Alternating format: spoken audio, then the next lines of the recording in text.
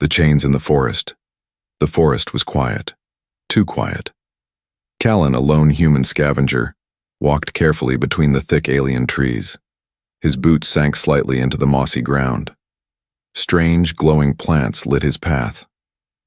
He had been searching this planet's wild zone for old tech scraps, maybe something valuable to sell.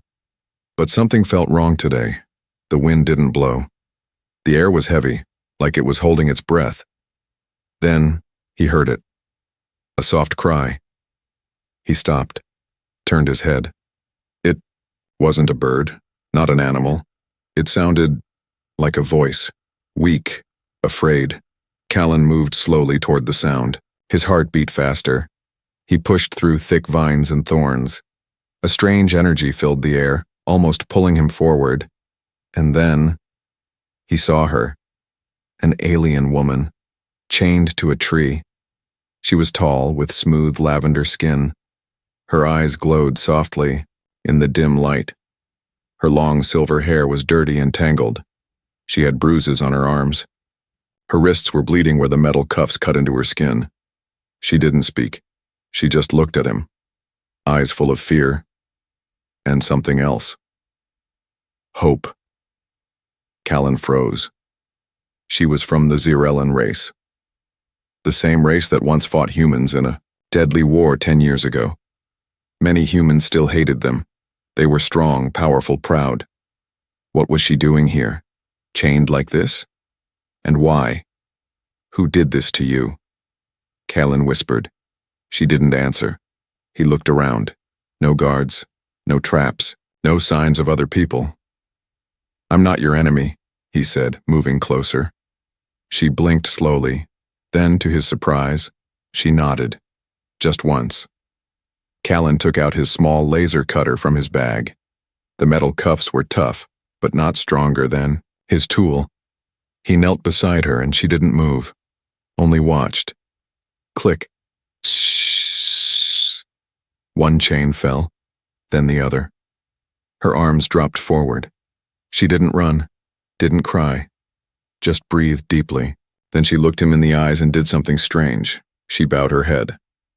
I don't understand, Callan said softly. Why would they do this to you? Still no answer. Suddenly, she took a step back, her hands glowing faintly. Her voice finally came out. Low, broken, but clear. You are not like the others. Then she turned and ran into the woods. Callan stood alone in the clearing, confused. Not like the others? He looked down at the broken chains. They were etched with Xerellan symbols. He didn't know what they meant, but he felt something deep inside him stir. Something wasn't right. Someone had left her here to die. Someone cruel. He could have walked away, left her, but he hadn't. As he walked back to his camp, his mind couldn't stop thinking about her eyes. The way she looked at him. The quiet pain in her body. The way she didn't beg, but still waited. Who was she? Why was she chained? And why did it feel like this story wasn't over yet? He reached his small camp near the river. It was just a tent, a heater, and a few supplies. He made some tea, trying to calm his thoughts. But all night he felt something watching him. No animals, no movement, just silence, and somewhere far, far in the trees, the faint sound of alien singing. 3 nights passed. Callan couldn't forget the woman in chains. He tried. He really did. But every time he closed his eyes, he saw her face. The way she bowed her head, the bruises on her arms, the soft glow in her eyes before she ran into the forest. She had said only one thing before vanishing. You are not like the others. Since that night, strange things had started happening near his camp. It began with his tools.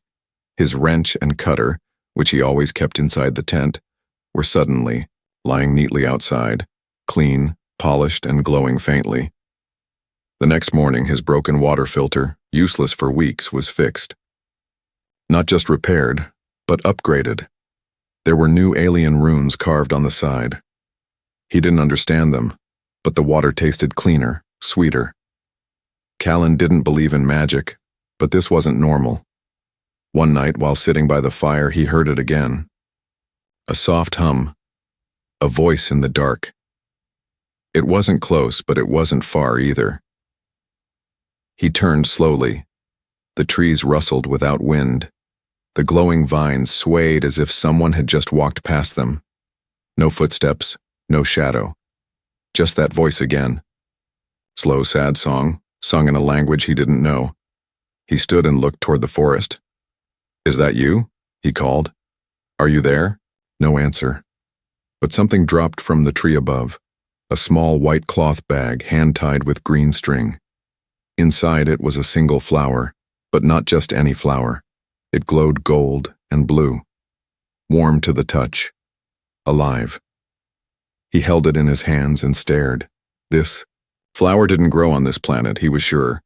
Just then a gust of wind blew past him. For a second he saw her. The alien woman. She stood between the trees. Half hidden. Watching him. Their eyes met. But before he could speak, she disappeared again, like smoke and wind.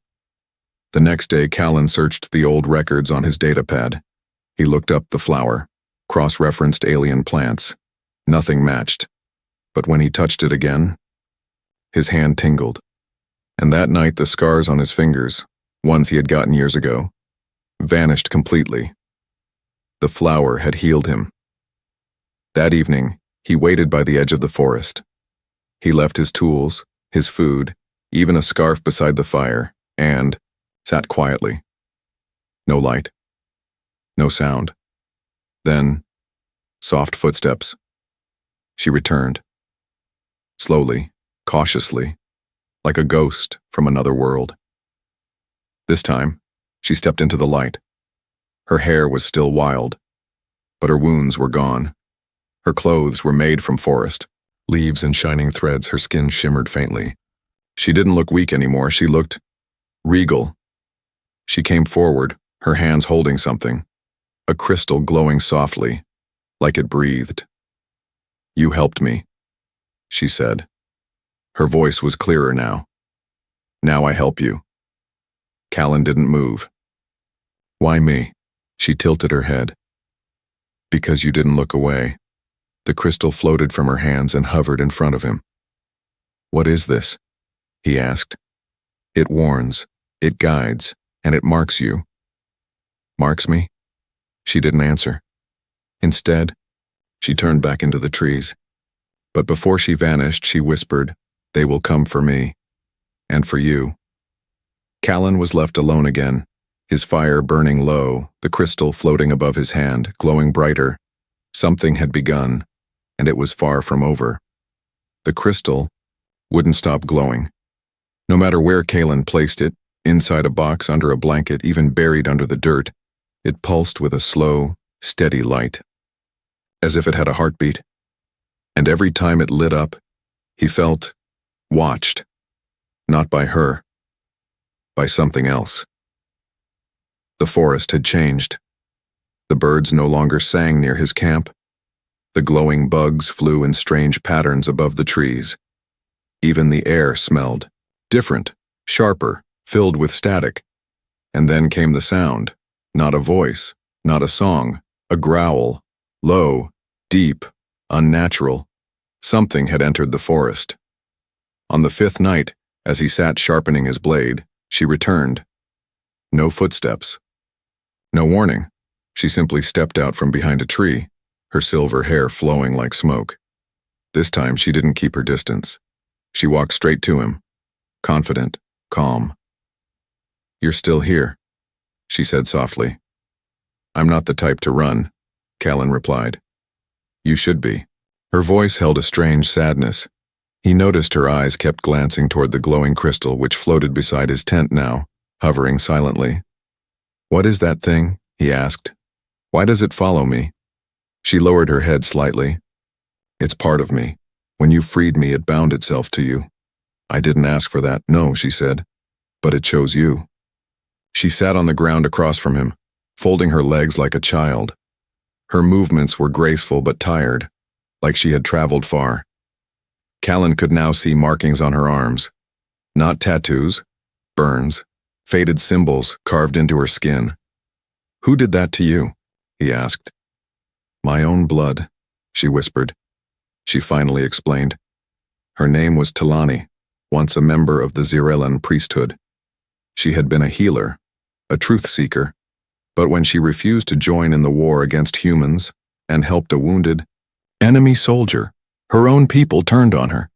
They said she betrayed the blood oath, so they chained her to the tree and left her for the forest. "To be taken by the wild beasts," she said. "It is our cruelest sentence." And I ruined. "Their plan," Callan muttered. She looked at him, her eyes shimmering. "No, you began something new." Talani reached into a pouch made of bark and pulled out another glowing object, a seed. She held it gently in her palm. "This is my final gift," she said. "It only grows when placed by a soul who has shown mercy." She offered it to Callan. He hesitated. "Why me?" "Because I trust you." He took the seed. It was warm. He buried it near the base of a tree beside his tent.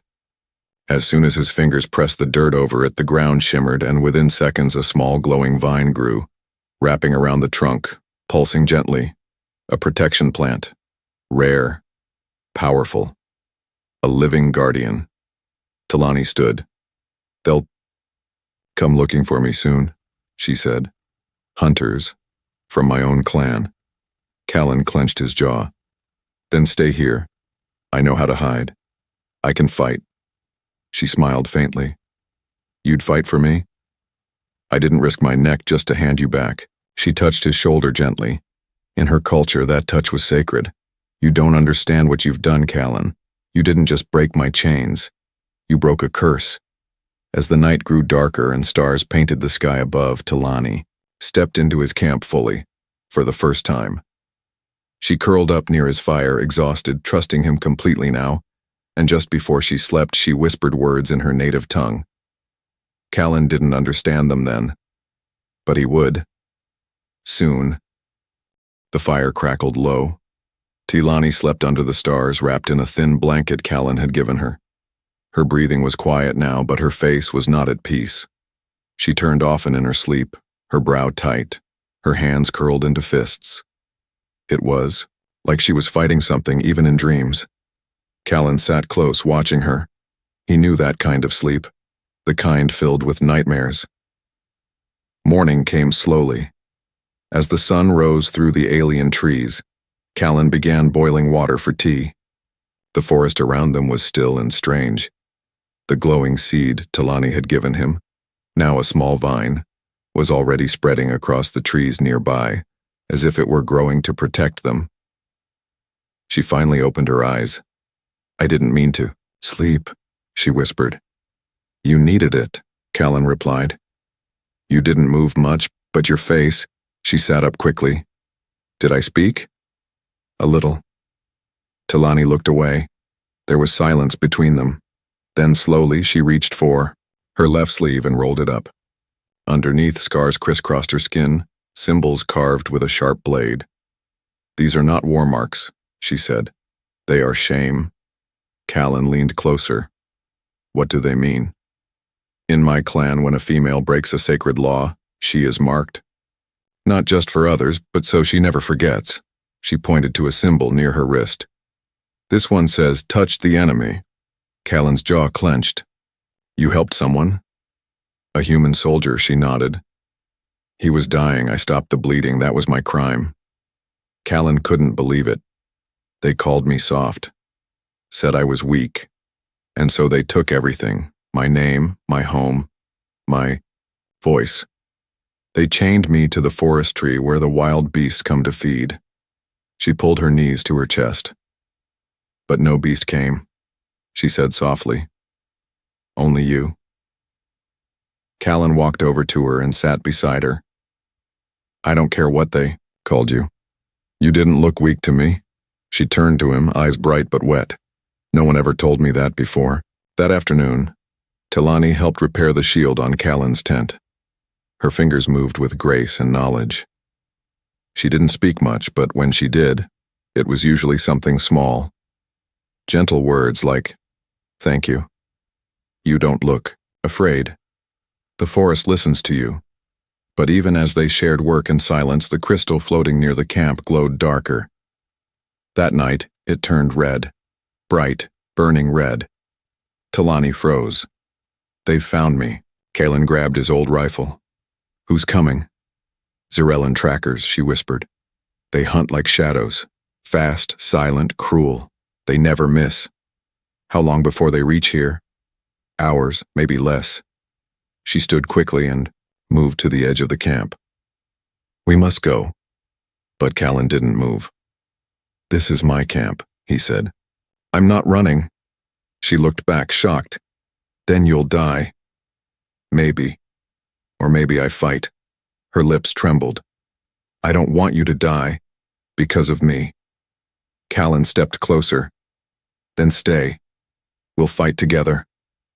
She stared. At him. Then slowly she reached out and took his hand. That one touch, alien to human, sparked something neither of them expected. A bond. That night, they didn't sleep. Together, they set traps. Kalen showed her how to rig noise alarms using scrap.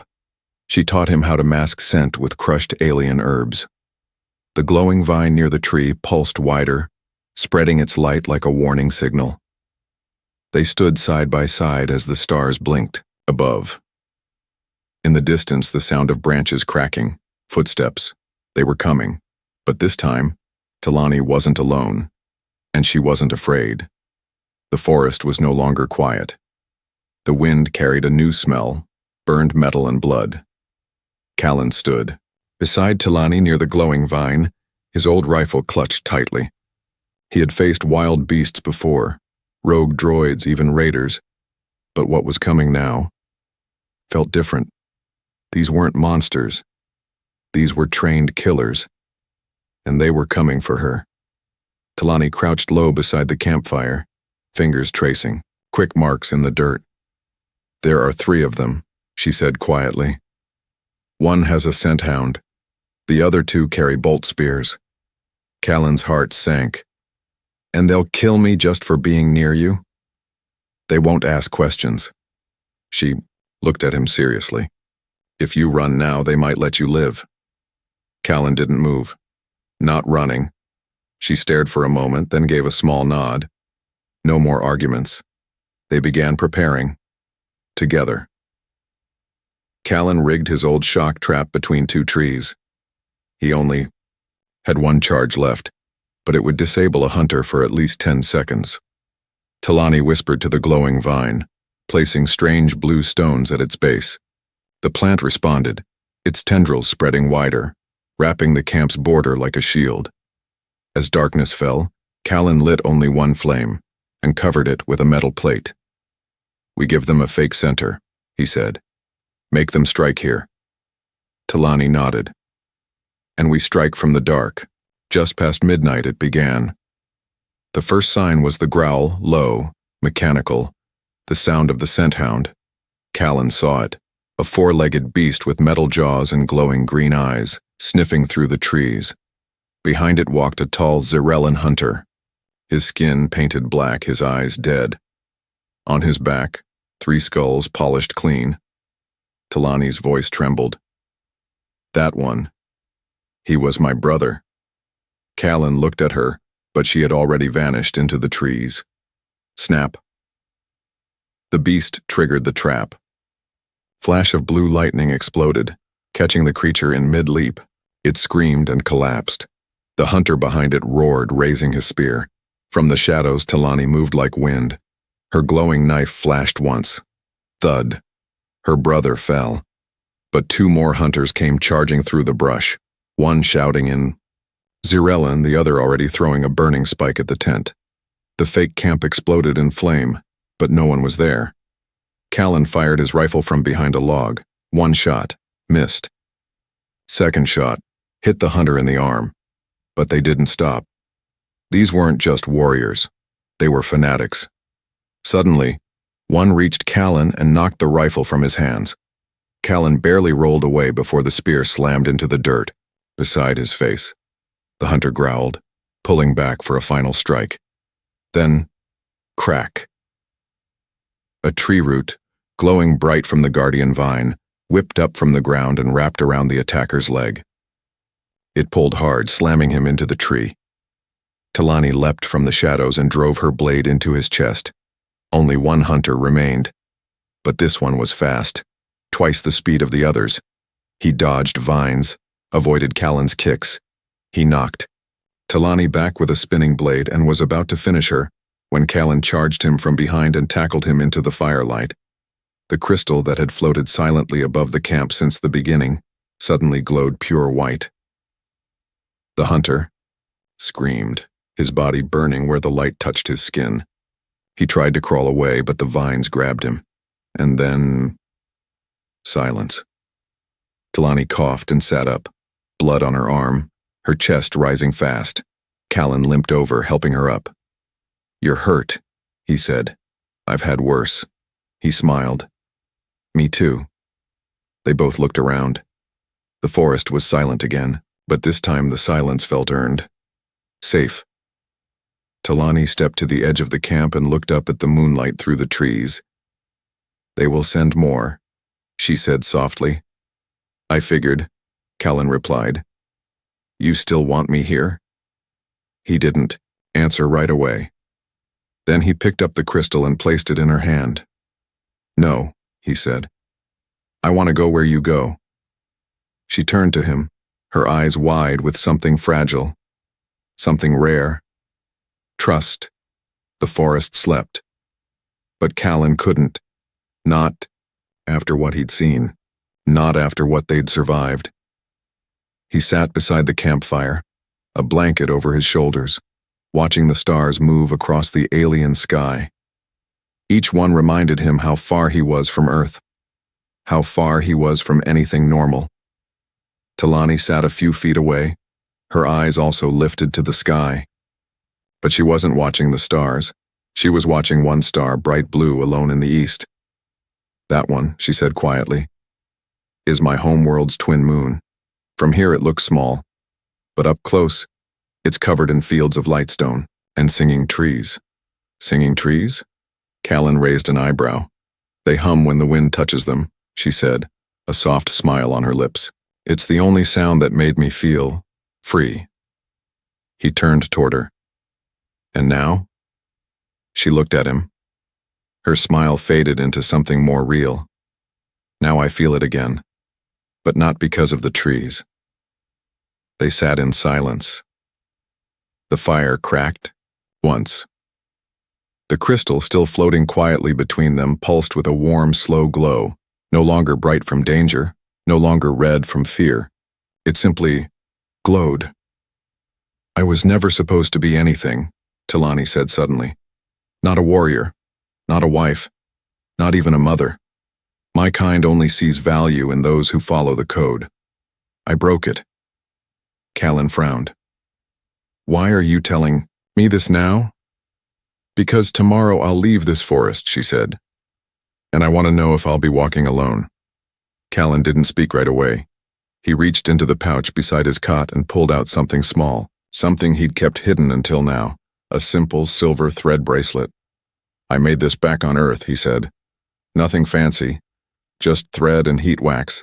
My sister made one just like it. She said it keeps promises alive." He handed it to her. Talani took it carefully. Her long fingers trembled slightly as she tied it around her wrist. Then she held up her hand, fingers spread, palm forward. "This is the Zarellan vow sign," she said. "When given to another, it means, I will not vanish without you." Callan copied the sign. "I'm not letting you vanish either." Above them, a meteor streaked across the night sky. Neither of them looked away from each other. Later that night, they sat close, not touching, but near enough to feel each other's warmth. Talani began humming softly, a melody that matched the rhythm of the wind. "You said the trees used to sing to you," Callan whispered. "They still do." She smiled. "But now I want to sing back." As they settled into sleep, something strange happened. The glowing vine, The same one grown from the seed she gave him shifted. It circled around their camp, its tendrils curling gently near their sleeping forms. Not to trap, but to protect. And for the first time in a long while, Talani didn't dream of chains. She dreamed of stars, and of him. Callan waited. A full moon passed.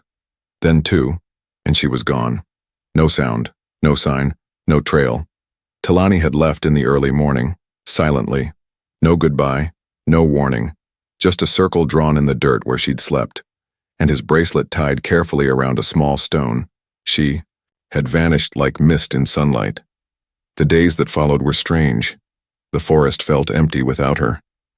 Quiet in a lonely way. The guardian vine still circled his camp, glowing softly each night.